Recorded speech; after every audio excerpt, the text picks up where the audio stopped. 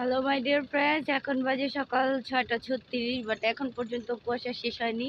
আর দেখো, এটা হচ্ছে আমাদের মেন রোড। এখান থেকে গাড়ি কীভাবে চলাচল করে তা আমি জানি না।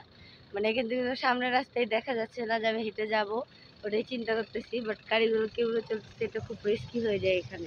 এর কারণে এই রোডটার মধ্যে বেশি অংশটাই জ্যাম বা অ্যাক্সিডেন্ট হয়ে থাকে। হ্যালো মাই ডিয়ার ফ্রেন্ডস, আমরা এখন যাচ্ছি বস্তলের দিকে। যতটা ভিতরে যাওয়া যাচ্ছে ততটাই বেশি একটা কুয়াশার চাপ। এখান থেকে সামনের কিছুই দেখা যাচ্ছে না। তো আমরা মূলত বের হয়েছি এত সকালে এই খেজুরের রস খাওয়ার জন্য, ঠিক আছে। আমাদের এলাকায় এখানে কোথাও খেজুরের রস নেই। আমাদের এখান থেকে একটু দূরে, মানে বলতে গেলে তাজমহলের সামনে, বাংলার যে তাজমহল আছে আমাদের ঢাকা, এইখানেই হচ্ছে খেজুরের রস পাওয়া যায়। আমরা ওইখানেই যাচ্ছি অনেক সকালবেলা।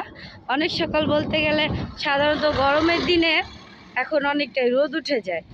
এখন 7টা বাজতে এখনও 15 মিনিট বাকি। আমাদের এইখানে এখনো পর্যন্ত কুয়াশা শেষ হয়নি। সম্ভবত 8টা-9টার দিকে কুয়াশা একটু ঘোর কাটবে। তো দেখেন গাড়িগুলো চলাচল আমার কাছে খুবই ভয় লাগতেছে যে কখন যেন একটা গাড়ি কি হয়ে যায়।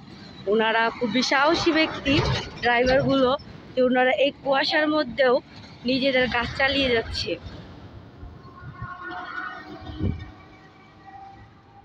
এই যে আমার ছেলে আর আমার হাজবেন্ড, ওনারা দুজন নিজের মন মোতাবেক হাঁটতেছে আর আমি ওনাদের গাইড করতেছি। কারণ পেছন থেকে কোনো গাড়ি আসলে দেখাই যায় না।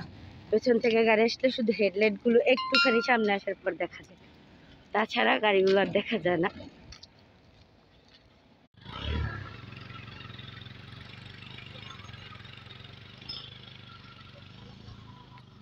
এটা হচ্ছে সোনারগাঁয়ের ঐতিহ্যবাহী বাংলা যে তাজমহল আছে, ওই তাজমহল যাওয়ার গলিটা। আমি এখানে থাকি অনেক বছর, বাট আমি তাজমহল শুধু একবারই গিয়েছি, আর বেশি যাওয়া হয়নি। কারণ তাজমহলে দেখার মতন কিছুই নেই। এখান দিয়ে আমাদের ঢুকতে হবে, কিছু দূর হেঁটে যাওয়ার পরে সম্ভবত আমরা পেয়ে যাব খেজুরের রস যেখানে পাওয়া যায়। আপনারা যারা আসতে চান অবশ্যই এখানে আসতে পারেন। এই যে ওনারা দুজন হাঁটছে।